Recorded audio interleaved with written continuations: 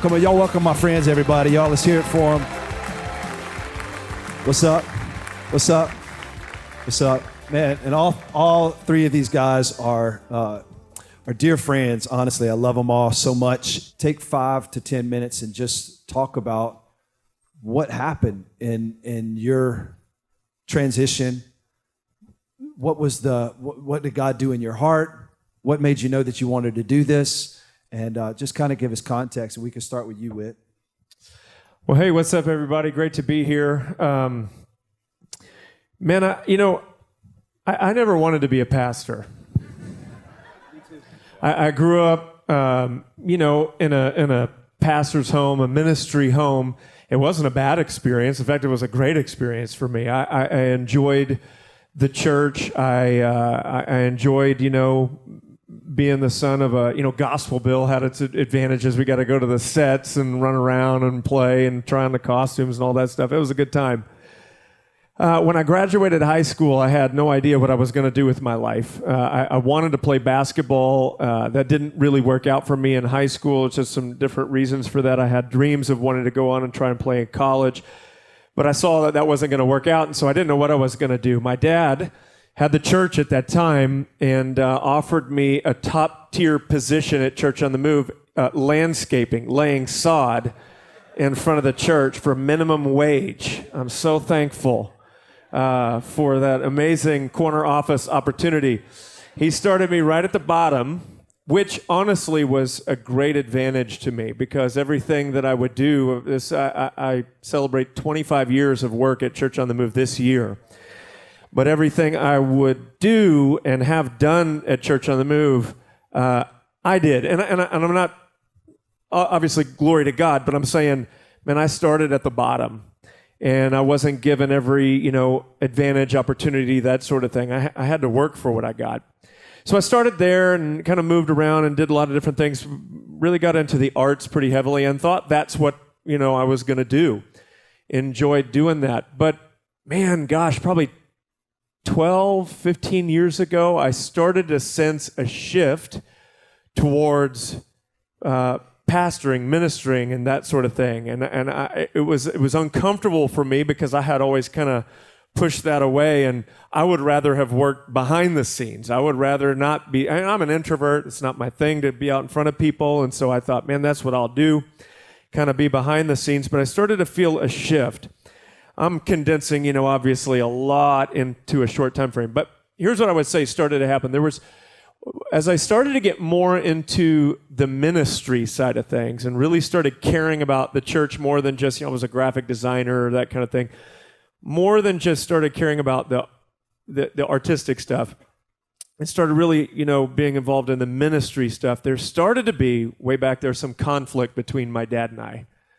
Because I had a different way of doing things or a different vision or some ideas of what I wanted to do. And honestly, because I was young and prideful. And we came to some conflicts. I'll never forget one day being in the green room after the service and talking to my dad about what I don't know, some idea I had. And just the way he responded, he was like, Whit, man, I could tell I was frustrating him, irritating him. I was like, man, what am I doing? And after the service, and he called me, and we were on our way home. I got a phone call from him. He said, Whit, listen, I need you to decide whether or not you want to be here and work at Church on the Move. Because some of the things you want me to do, I don't know if I'm ever going to do. And I can't take the constant criticism, the constant second guessing of all of my decisions. I think my chair is gradually getting lower and lower as I'm speaking. I don't know how that's happening. Lord's humbling you, Whitney. Yeah, you say that's right. Yeah, that's good.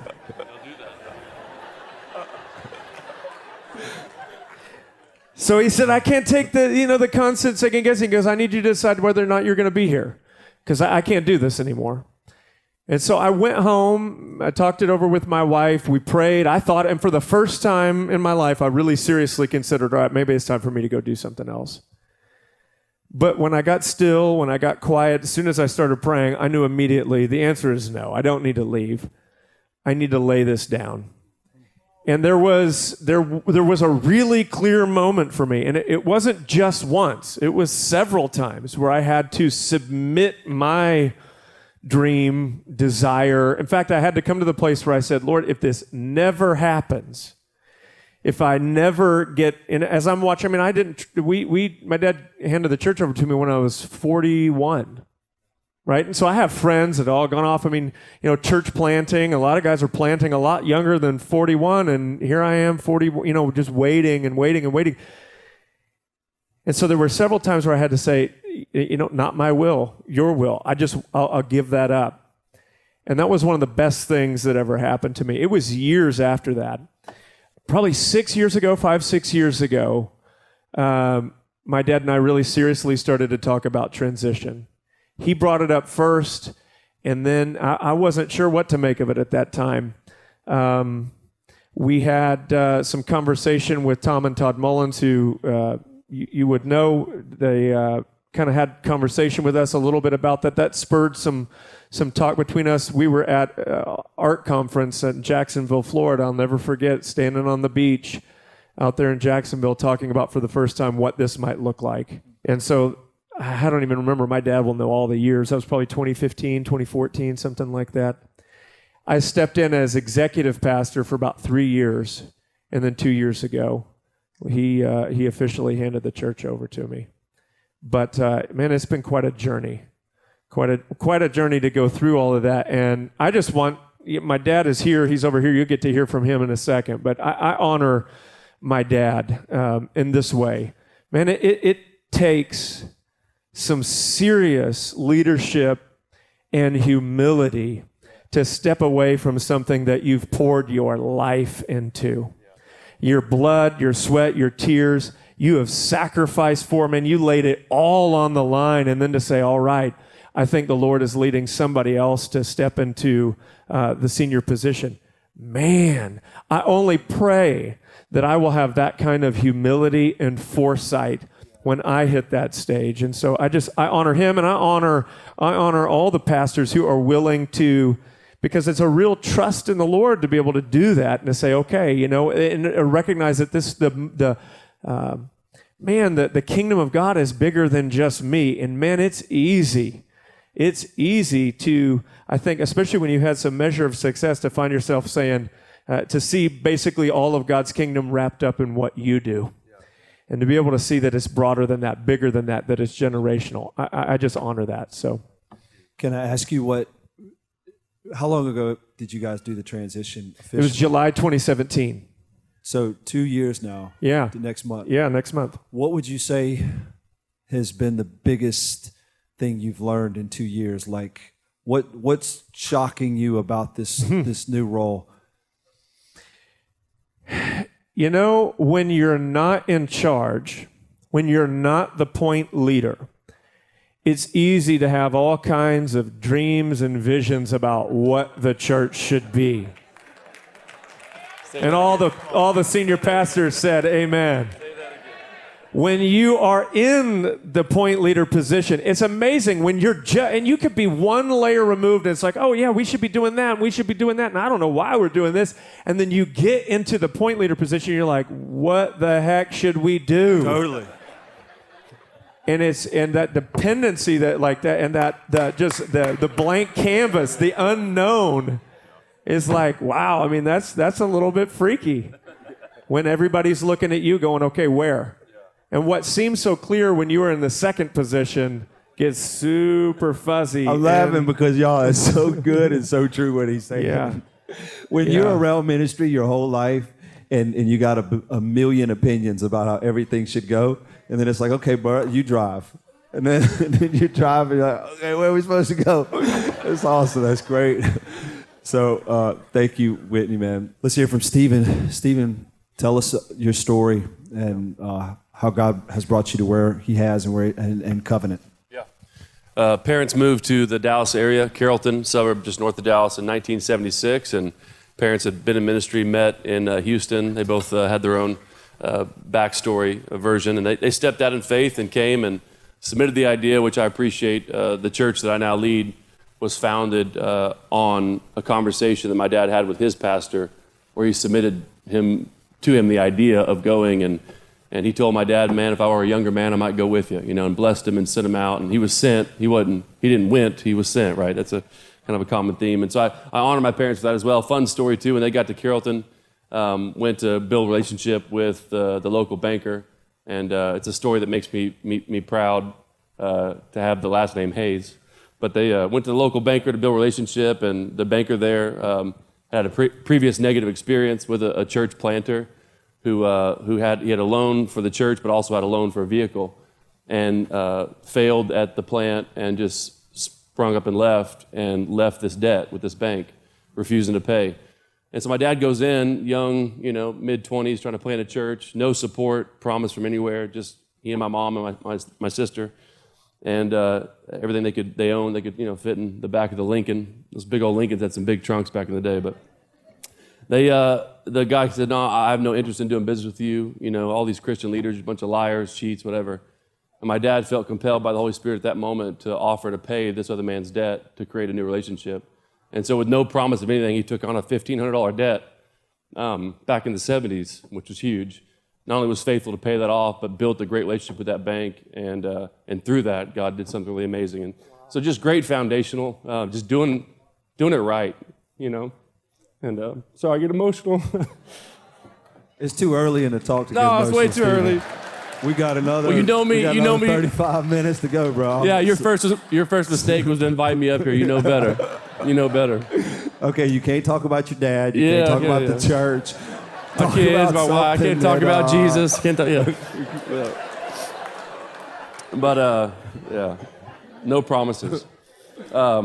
So yeah, I actually wasn't here yet when they planted the church in '76. Born a few years later, and have an older sister, Amy, who's on staff with us. Incredible, prolific speaker and writer, and now actually our first female campus pastor. I set her in as a campus pastor of our second largest campus last year, and doing an incredible job. But yeah, man, it's similar to Whit. Like I didn't come up through. A lot of my friends were children's pastors, youth pastors. I didn't really have an interest in that. I mean, youth are the worst, so I'm like, I don't want to dedicate my... Now, I'm telling the truth. Like, I've got an 11 and 9-year-old, and I am terrified. Like, my daughter's already the preteen. I am really freaking out right now, so any wisdom you have. I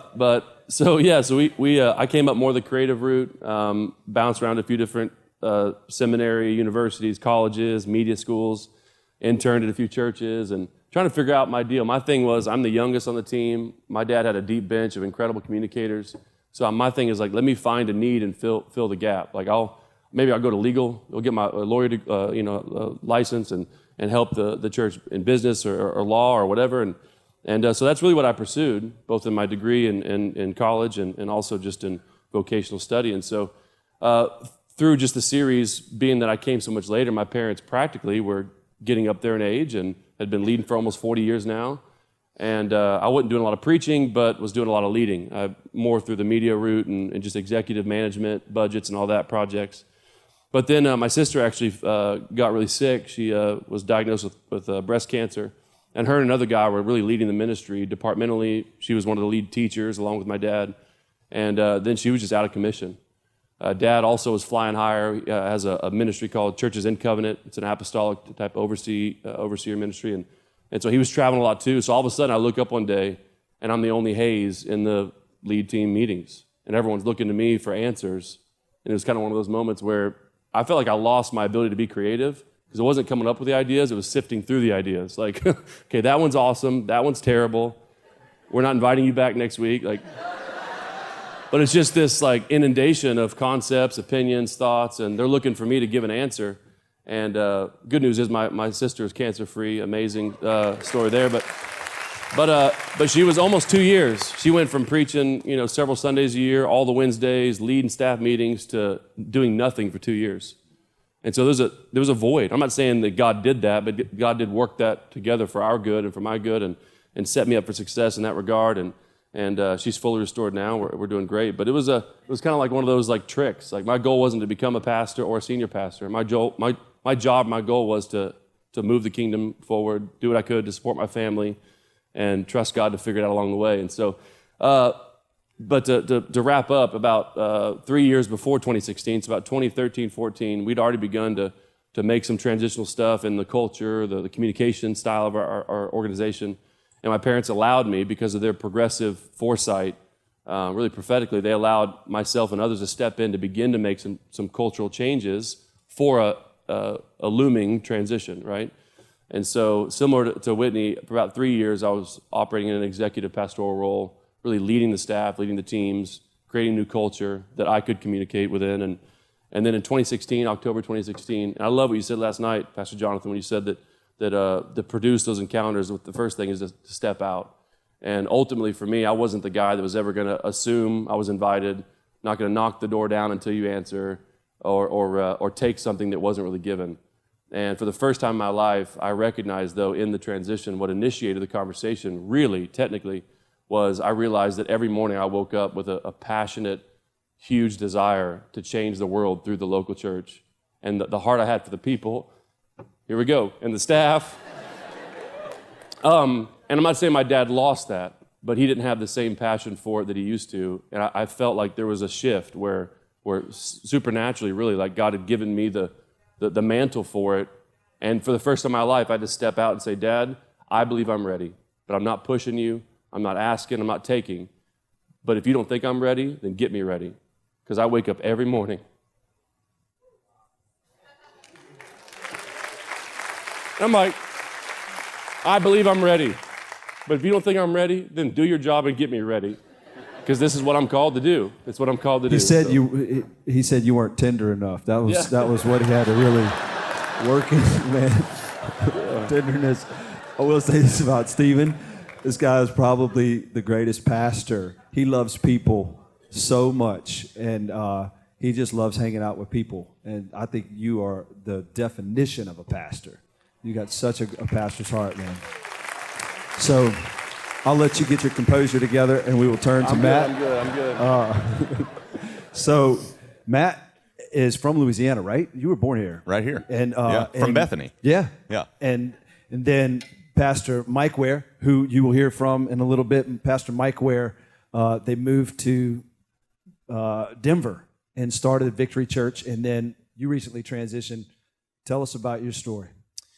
Yeah, we transitioned in 2014, so 5 years, and had I think a similar story, to you guys. Grew up in church, grew up as a PK, and so some of the stuff you were describing last night, sleeping under the pews and all those kinds of things. So you're in ministry environments, and you know how ministry works, you know how it goes, and I felt called to be in ministry from the time that I was young. But I never had this ambition that it has to be like the senior pastor, that you're sort of climbing the ladder. My philosophy on that was always to just be faithful with whatever opportunity God put in front of me. I think a lot of young leaders, they worry more about the opportunities they don't have instead of just being faithful with the opportunities they do have. And man, if you're in the kingdom, faithfulness always precedes fruitfulness. If you'll be faithful, Jesus talks about that, Luke 16, be faithful with a little and you'll be made ruler of much. Be faithful with the natural things, the laying sod, and I did that kind of stuff too, right? It wasn't too long ago, our team was setting up for an event, and I had this flashback. I'm like, I know how to set up tables and chairs. I can show all y'all how to do this, Like I grew up doing this stuff. Be faithful with the natural things, and you get trusted with spiritual things. And be faithful with what belongs to someone else, and God will trust you with what is your own. And so that was kind of my journey, was just being faithful with what belonged to someone else. And was a worship leader for a long time, spent about 5 years as an executive pastor leading up to that transition moment. So again, sort of similar to the position you guys were in. And that was really pivotal, I think, to have some leadership experience before you're the point leader. That's a really big deal. I think I had the huge benefit of growing up in the environment and having that opportunity, as opposed to just sort of, you come in to take a church and all of a sudden you're the new guy on day one. I think that would be a really, really challenging spot to be in. Some of you maybe are in that spot, and my heart goes out to you. I think having the benefit of backstory and relationship makes a huge difference in that environment. But I think that was one of my big transition moments, I think, was I had taken so seriously this idea of serving someone else's vision, in this case, serving my dad's vision. that I had sort of, even though I had tons of ideas and probably criticisms and what I thought was wisdom and all these things, at the end of the day, I was submitted to his leadership and to his vision. And there came a point in time, it was about 9 months before the transition, and we didn't have a date on the calendar, but we knew it was coming sometime in the next year or so. And actually, Pastor Larry was in town with us in Denver, and he's one of my overseers, and so he was a part of this process, and we submitted all that to him. And I remember having a conversation with him, and I asked him, okay, if this is coming in the next year, what do I do now? Right, I'm in the number 2 chair. The number 1 chair is coming. What do I do in the meantime? And I'll never forget it. He said, what you need to do is you need to start getting vision. And all of a sudden, for the first time, I had permission to get vision for the church and for my leadership. I had always served vision. Now I was going to be the one who carried vision. And they are not the same thing. They're not the same thing. And so it's really important for young leaders, I think, to not usurp the leader and carry a vision that's not theirs to carry. But there is a moment that comes when now you've got to carry it. You've got to hear from God and know what he's called you to do. And so we kind of went through that process, transitioned in spring of 2014.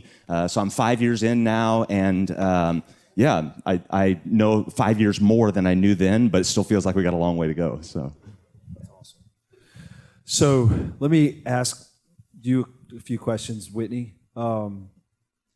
Have you questioned the transition since you've made it? Have you had moments of doubt and second guessing yourself? Well, yeah. I mean, I've had lots of second guessing of myself. Have I questioned the transition? No. Yeah. I mean, there's not been a moment where I thought, maybe we shouldn't have done this. I think... See, for me, there was. Yeah. Yeah. Actually, in the first 2 years, I vividly remember sitting down with my dad and saying, I feel like I made a bad mistake. And he just listened to me the whole time. And I just said, I think that I wasn't supposed to do this. I think I missed God. I don't think that was a real moment. So we have to figure out what to do. How do I give you back the church? And so, that meeting just didn't go anywhere. And I brought it back up like a year later after I was out of that horrible slump. I was feeling more confident. I was feeling great. I'm like, man, I'm glad we didn't do anything. And Dad didn't even remember the conversation. So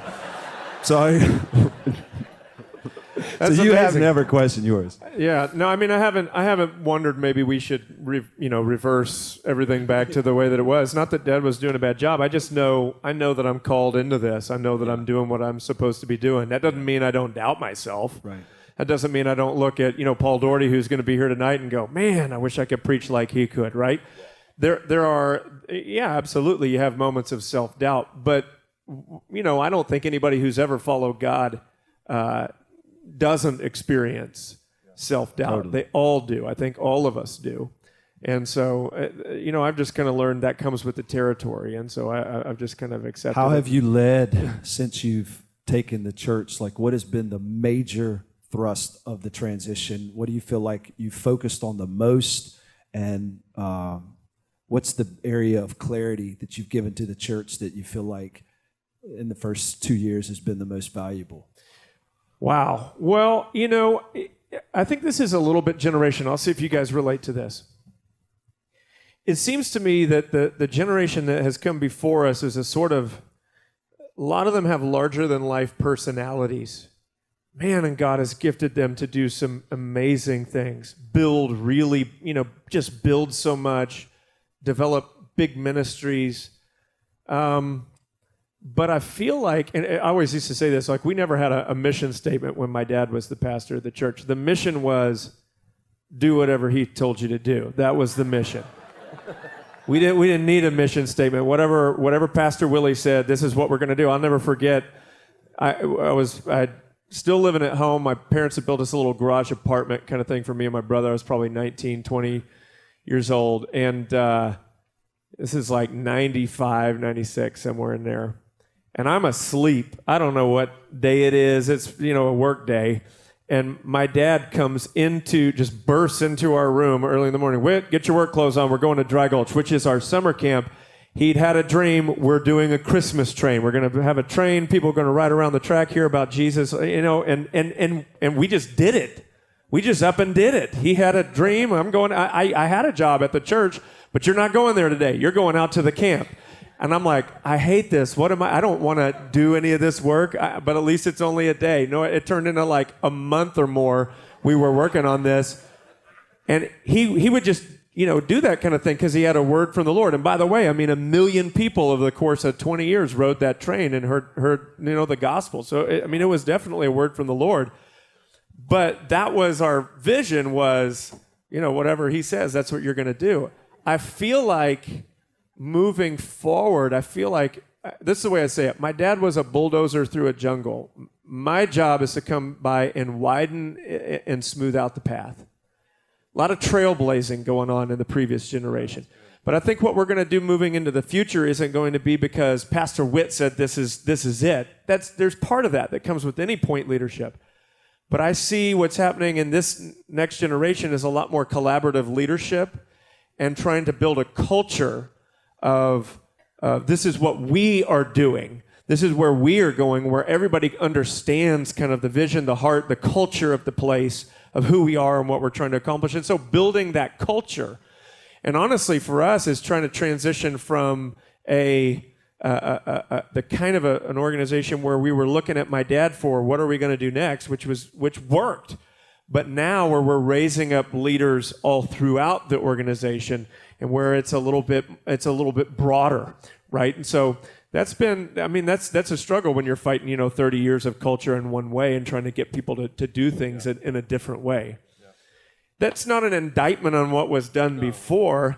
It just means, God leads us in different seasons and there are, differences in those seasons. And so, changing culture, I would say, is probably the biggest emphasis that I've been working on. Do you feel like you changed a lot fast, or did you take your time, not really move a lot? Like, how would you say when you transitioned, was it like obvious Witt's in charge now, or was it a smooth? No, I'm probably not the smooth guy. Yeah, I should have been. If I could tell myself to do anything over again, I would have paused a little bit more. I would have had more time for reflection. I would have gotten away with a smaller group of people and spent more time thinking about what we want the future of the church to be. What is God speaking to us, rather than just let's go. There's a little bit of that syndrome of like you've been waiting for so long that finally, okay, now you go, and then you realize, hang on, I should have gone a little bit more slowly here. Yeah. I wish I would have slowed down a little bit. Cool. Stephen, what do you feel like has been the area of personal growth? What area have you grown in the most since you transitioned as pastor? Preaching, leading, vision. Like, what would you say has been the biggest stretching thing for you? Well, personal growth, the most significant area would be my midsection, I would say, since the transition. But as it relates to preaching and teaching. Why is that? So many late night meals? Stress, man, I don't know. Blame it on the stress. I get here yesterday and Jonathan's like, oh, so you're like in a bulking phase? Like you're trying to... I'm like, is that like a shot or is that serious? It's called senior pastoral leadership. That's what it's called. Just been eating a lot, man. No, personal growth. We had a joke around for years, 40 years, and for however many of those years we had digital media to capture pre-service videos, whatever. My dad was known as one-take Mike. Like he literally would, no plan, a plan, some of a plan, would walk in there, one take, done. Like our media staff could not put in overtime hours because it did not exist. He just was quick. Whereas pre-transition, I'd go in, I'm like 12 take Stephen, right? It took forever. And I'm not exaggerating, and I've got some of our media guys here. We were the week after our transition, October 16, we went up to we have a retreat facility ranch just north of Dallas, and we're up there and we were filming our next step, like when someone raised their hand, gets saved, a 7-day devotional, this video thing. And Eric and I were doing it. It's the first video shoot I had after the transition, and all 7 of the videos I did in one take. And then the next week I had some other stuff to do, some growth track stuff, membership stuff, one take. And maybe 1 or 2 times in the last 3.5 years or 2.5 years, I've had to do more than one take. But it was like this immediate, I went from like 12 take Stephen. And so I'd say that like kind of tongue in cheek, but it was almost like a supernatural like shift of mantle. In the same regard, I use that as a simple example. But even in just studying for the Word of God, I felt like as the responsible party to bring the Word on a Sunday, God now has gifted me with a new responsibility to steward it. but the ability to digest the word, to gather revelation, to put something together, not for my glory or benefit, but for his people's. Yeah. That's good. And I felt that, and it kind of freaked me out, but I didn't feel like, oh yeah, look at me. It was like, wow, God loves his people so much that not that I studied less or studied a lot. It really was this supernatural mantle type that I felt personally, where I can't take the credit for it. I didn't do something to earn it or deserve it, but God, because of his fathering nature, gave me a new level of understanding and ability really to develop messages and for the sake of his people. So, what would you tell guys that are out there right now that are about to make a transition, and you would say, make sure you do this? What would be the one thing that you would encourage transitioning pastors? Stock up on lots of antidepressants. Yeah. That's...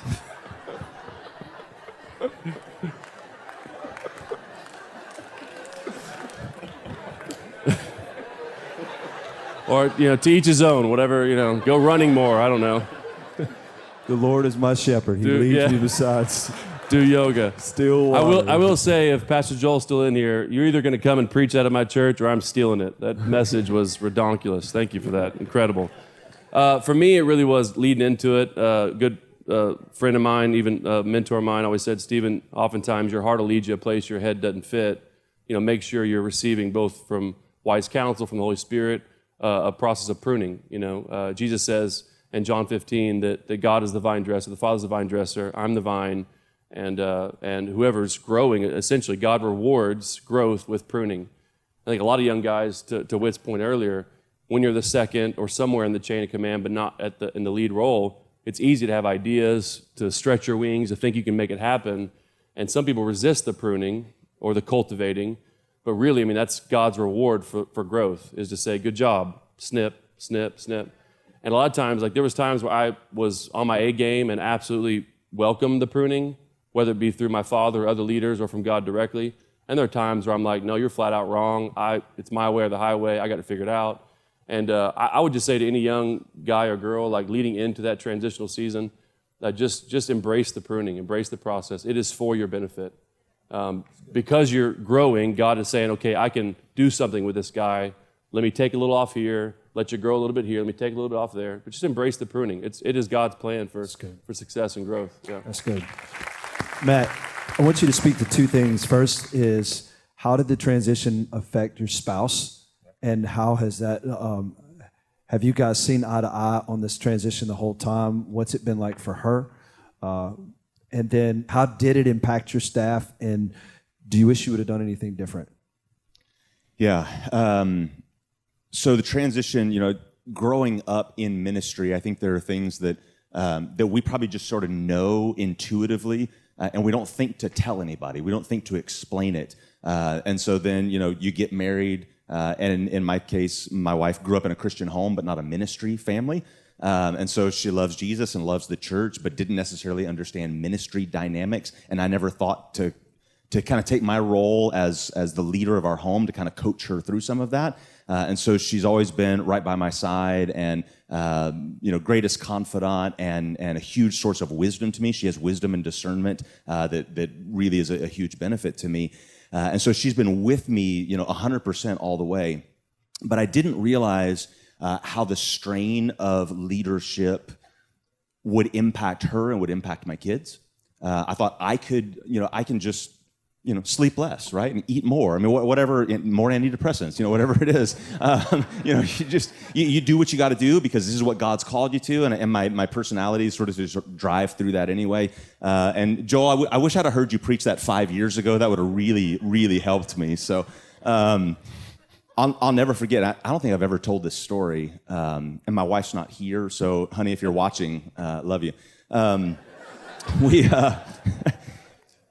It was the 1 year anniversary of when we took the church, and I was excited, man, we got 1 year under our belt, and so we got a babysitter. Let's go out to dinner, because who does date nights in the first year, right? You're going, right? So we're gonna go out to dinner, and we went downtown. We sat down for dinner. And I was so excited to celebrate a year. And she broke down in tears because she was so exhausted, so so worn out. She carried so much of the burden and the pressure. And I realized there was a huge disconnect, not between us relationally. Our relationship was good, but we were carrying the pressure of ministry differently. And I heard somebody, not too long ago say that your ministry is only as healthy as your marriage. And I really believe that's true. I think over the first few years of leading, I don't think I had good balance. I wasn't in that green pasture and still water the way I should have been. And that's something that over the last year or two, we're really working a lot harder on. So I guess the takeaway for that, if you're in that role or you're coming into that role, to be really cognizant of how that impacts your spouse, how it impacts your kids, because it really does make a difference. And it weighs on you. As a leader in your home and in your family. If you're not doing that well, it's going to be really difficult to lead God's family well. Of course, Paul talks about that. And so I think taking that seriously is really important. And then the staff, So what's interesting in my particular context is, having been the executive pastor for about 5 years before I became the senior pastor, I had actually hired most of the staff who were there at that point. They either worked directly for me or for other ministry leaders. And I had good relationships with them, and everything was good. And so in my mind, because they had already been on the team and they had worked directly with me, I thought it'd be a really smooth transition to now they're just going to go with me to this new place. And what I found is that did not translate for a lot of my team. I think maybe I did a good job of bringing them into my dad's vision and my dad's ministry philosophy, which was probably healthy and good. But all of a sudden, I had different vision and different philosophy, and that didn't necessarily translate. And so, when we talk about what would you do different, I would have spent more time in those first few years team building. And I'm in that process now as we've gone through some ups and downs with our team. But I think that's super important. If you have vision, but you don't have a team to pull the vision off, you're going to be frustrated all the time, right? Somebody said once, a dream without a team is a nightmare. And I've been in those moments, and I think recognizing even if they've been really key members of your leadership team in your church for a long time, a new leader with a new vision in a new season, there are some people who won't make that switch, and that's okay. There's nothing wrong with them. That's not bad. But just as you're discerning seasons of transition for your own life, you have to discern that for people in your team as well. That's good. That's good. What would you say, because this is a really important thing, I think, for a lot of people. Number one thing that you can recognize on this stage is biologically we're related to the predecessor. And I think God does move in families for sure. He's the God of Abraham, Isaac, and Jacob. I think John the Baptist was Jesus' first cousin. You can always see that there are elements of trust. There's elements of discipleship that happens within the context of families. That's a very real thing. But this is not always the model, and it shouldn't be, because there's a lot of great men that don't have a biological son that's there to transition, and they're wondering, could you speak to that at all? How have you processed the spiritual son versus a natural son? And if there's somebody out there that's a part of a ministry and they're not a biological son, but they really believe that God could be transitioning, what advice would you have for them and that pastor? I don't know if that's a clear question, but I think that it's an important thing to talk to, because there's so many people that need to transition that don't have a natural son. And do you have any insight on that? Yeah, well, I say this first to anybody that's a pastor that you don't have, a biological son or whatever, and you're wondering. I think one of the things that we have to recognize is every pastor is an interim pastor. Yeah. I'm sinking again. I want to take that as a sign from the Lord that I shouldn't be saying whatever it is that I'm saying at that time. Yeah, every pastor is an interim pastor. Yeah, that's good. And so your tenure is just, for a season. So I think we have, I know we all have an obligation to be thinking about succession, transition, where this thing's going to go. And And I think, I don't know. I think there's different schools of thought on whether or not it should be a spiritual son, whether or not you could go work with somebody outside to find, a qualified candidate, that sort of thing. I honestly haven't spent a ton of time thinking about this. Once you become pastor, there's a lot of other things that I was thinking about. Well, then let me ask you this. What would you tell somebody who is a part of a ministry and they're of an age where they could pioneer a work or they could stick around and they're in that in-between and maybe they haven't heard anything from the present pastor about future, and they're kind of in that limbo stage? Whether you're a biological son or a spiritual son, I think the same thing applies. Because there were moments for me where it's should I stay or should I go? Have I done everything I'm supposed to do here? Do I move on? Do I stay? What should I do? The way I always came back and got my answer on that was to settle my calling. Am I still called to church on the move? And when I would ask myself that question, because there are times where you feel like I'm just treading water here, man. I could be doing a lot more. I remember a couple of years, in fact, right before I stepped into the executive pastor seat, we really started talking transition. I knew there was something else. And I even entertained having a conversation with my dad about it. I'm not saying it's always wrong to do that. In my case, I thought, no, I just need to wait and let this happen. He'll bring it up when the time is right. I'm not gonna force this. So there was a couple of years where I felt like I'm kind of treading water over here. I feel like there's a lot more that I could do. I feel like I could contribute more. And but I would always go back and pray and say, Lord, is this where you have me? Have you planted me here? Am I still supposed to be here? And as soon as you get a yes, then you go, okay, then I'll stick around and I'll continue to be faithful with whatever is in my hand, even though it may not be the most exciting thing to me yet. I think exactly what Joel was talking about earlier. The key is following God, not searching for the best opportunity.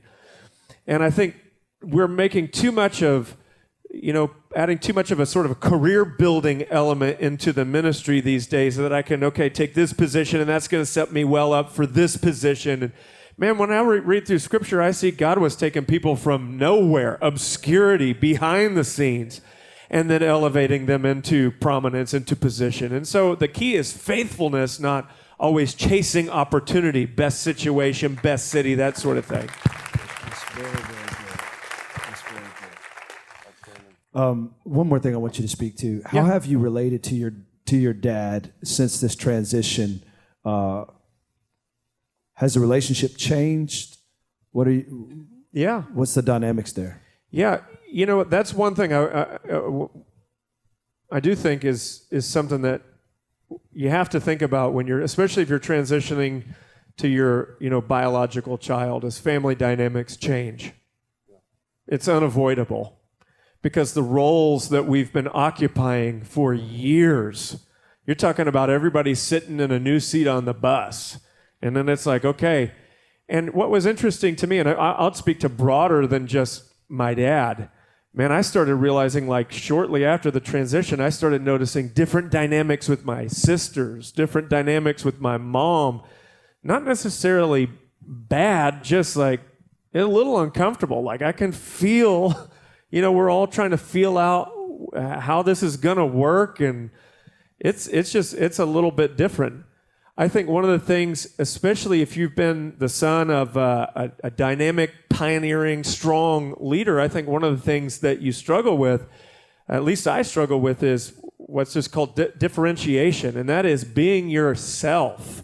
Who am I really? Because for 23 years, I was under somebody else, and then you step out, and now you're, the leader, and it's like, okay, what do I think? Because for a long time, you kind of push those things away. Not that you didn't have an identity, but you were submitted under somebody else's leadership, and it takes a little something to look Pastor Willie George in the eye and say, I don't think we're going to go in that direction, even though you think it's the better. That's what we should do. Like that's a little bit freaky to feel like I could say that to you. It is. He's sitting right over there. I'm not looking. No. Anyway, but We're shutting it down, Dad. But I think, that's where that relationship to the Lord really becomes key. Yeah. Because now, my dad is my father, but he's also my brother. And I have to be more concerned about what the Lord is leading me to do than what my dad would think about it if I did it. And there's an honor thing in there too, but man, that's harder than it seems. And so finding those dynamics has been a challenge. Well, is there any closing thoughts that you guys would like to give to everybody before we're done with this session that you just feel like something you really want to speak to? I mean, guys, honestly, it may not be interesting to you, but it's super interesting to me because I've walked it, and so I could sit here and ask you guys 4 hours worth of questions. So, but I will spare us all, and we'll get on to the next session with our dads. But is there any other things that you would want to add? I just want to say, and one of the questions was, did you have anybody to look to in this transition, for direction? I just have to say, Bethany, you're a part of, I think, the preeminent, most as close to perfect example of transition, multi-generational transition in the world, not just in America. And so good for you to be a part of it. And I hope you appreciate it for all of our Bethany family. But frankly, early on, pardon my ignorance, I didn't just get to know the Stockstill family. This has been maybe 6-7 years ago when we first connected, and Jonathan, having just gone through their transition, reached out to me, seeing the potential of that for us, and Pastor Jonathan was that contact for me, and it was a godsend. I didn't know to look for it, so I would just tell any of you, if you're working in a location that you feel like one day could be a place for you to take over, cultivate those relationships now, because there's the element. My best friends on the planet were on our staff, were on our payroll, and the day that I took over, I felt as though I lost all my friends. I didn't see that coming. And I didn't have enough Jonathans. I had him and maybe one or two. I didn't have enough guys like that to look to, because like they say, it's lonely at the top. That became very true really quick. And so I would encourage you to cultivate those relationships ahead of time. And then just secondly, if you now are the first generation leader or a generational leader that looks to transition, there are way too many. I'm not saying that every church in America shouldn't have a season where maybe it closed its doors for the right reason, but we're losing too many churches because of a lack of a healthy conversation with transition. And it's a major conversation. And I believe that, not to preach to you, but just read it yourself. But in John chapter 4, verse 34 through 38, I always read verse 38 as if it was an indictment to the previous generation, because Jesus said, I have sent you into harvest that you did not labor. And I always assumed, without really studying that passage, that meant that the previous generation did something wrong, so now we get to enter into their labors because we've done something right. But in verse 37, it says, he who sows, and then later, so he who reaps, they all in the end rejoice together. So why would they be at the party together at the end if somebody did something wrong? What I realized, that's a sign of the stage I stand on today, I didn't build. And it takes humility for my Father to hand that over and cheer me from the sideline, which the Bible says that God resists the proud and gives more of himself, grace to the humble. So it requires humility for him to see me stand on his stage, but I also recognize that because sowing is cultivating, but reaping is motivating. The only way we get the next generation to be a part of what we're doing now is to give them a chance to reap first, and then convince them long enough to stick around so they want to begin to sow. Because I'm currently sowing seed in the ground that I won't harvest, that my generation, my kids' generation will harvest the seed I'm planting. And both sides of that coin require humility. That's right. And that's God's plan. So stay humble, stay hungry, but begin to give the young generation the win up front. Give them the win up front. Let them come into the conversation. Let them share their ideas. Use some of them if they work. Because the reaping is motivating. You'll get these young generation leaders excited to be a part, and then once you got them tricked, then they can start sowing and pushing a plow, right? Then you can make them work. But trick them, man. I got tricked. I don't know if my parents did it on purpose, but that's I think what I did happened for me. too. I got tricked. I totally for sure. got tricked. I got lured in. But I want to say thank you to Pastor Jonathan and Pastor Larry and Joel and everybody. And what I meant is, pardon my ignorance, I didn't know that there was a brother Roy before Pastor Larry until later. So early on, and Pastor Larry met with me a few years ago and prophesied and just poured it. He and Joel both have been a huge resource for me, and even Joel being in Dallas. But your dad, when he was talking about how he supports you now, even though you're my elder and he's much my elder. I saw myself in Pastor Larry because he being the first recipient from a father, that's my role with my father. My dad was the founder, I'm the first recipient. So Pastor Larry was giving me my roadmap for my children and hearing him talk about how he supports you. So I want to just thank Pastor Larry for the source you've been to me. I love you, awesome. And I love Bethany Church. Anything I can do, man. Awesome. Incredible. Thank you. Your chair's sinking now. It's that Balkan phase, bro. Did you want to add anything? Yeah, I'll just kind of jump on to what these guys are saying. I think that there's such a huge place in this whole conversation for honor. As younger leaders are stepping into, kind of coming into their own, honoring the leaders who have gone before them, honoring the work that's been done, honoring the vision. And I know a lot of times, and we've probably all been there. I know a lot of young leaders are there. We say, man, when I get my shot, I'm going to do it different. I'm going to change this. I've got this new idea. And I think sometimes we forget, like, what we're walking into was God's idea. That was that was the word of the day at some point, and to honor that. And so a piece of advice somebody gave me kind of early on in this process from their own experience on a board of a church, that they relayed the story, and the gist was this, that people who have been a part of the church for a long time, they're older saints in the Lord, they don't mind change. They know things have to change. They don't want to be made to feel that everything they did was wrong just because you're doing something new. And I think that's a huge word for us, to just honor those that have gone before us, honor the work that they've done. And then that coin flips as well. I think having older leaders who will really honor younger leaders, that's something that Pastor Larry, I think, I've heard him say it over and over again. You are his pastor. He's your dad and you're his pastor. Those are weird dynamics to navigate, but that's honor, right? He's honoring you, an older leader honoring a younger leader. So I think just bringing that to the conversation is important. Hey, can we thank these guys? So awesome, man. Thank you for what you guys contributed to this. And man, I think this is such a huge conversation that's not happening enough. I don't know of too many conversations that are happening, and you don't hear of too many success stories where you're like, this is a successful transition. That's why I wanted to bring these guys up and just show their churches, man, it's not just done well, it's really excelled.